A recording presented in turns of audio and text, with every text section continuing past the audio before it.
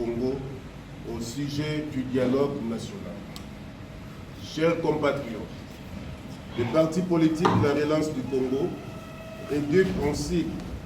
saluent l'initiative du dialogue national inclusif annoncée par son Excellence Monsieur le Président de la République, chef de l'État, Félix Antoine Tshisekedi Tshilombo.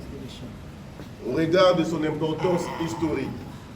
la relance du Congo tient à porter à la connaissance de l'opinion nationale et internationale ce qui suit.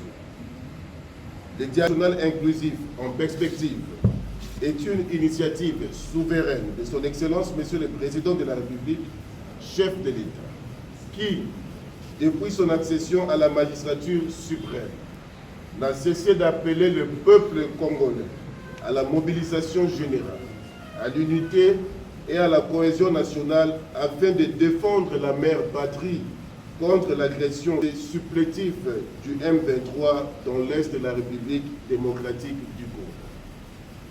La relance du Congo salue le leadership, la détermination, ainsi que les efforts diplomatiques, sécuritaires et politiques inlassablement déployés par le président de la République en vue de défendre la souveraineté nationale, l'intégrité territoriale et l'indépendance de notre pays face à l'invasion rwandaise depuis 3 décennies, qualifiée par d'aucuns de la plus meurtrière après la Seconde Guerre mondiale, a des conséquences humanitaires extrêmement graves. Ces efforts ont permis d'enregistrer des avancées diplomatiques, sécuritaires et militaires majeures, notamment la reconnaissance par la communauté internationale de l'implication du Rwanda dans l'insécurité persistante à l'est de la République démocratique du Congo, l'adoption des sanctions ciblées contre certains responsables et entités impliquées dans le soutien aux groupes armés opérant sur le territoire congolais, le renforcement du soutien politique, diplomatique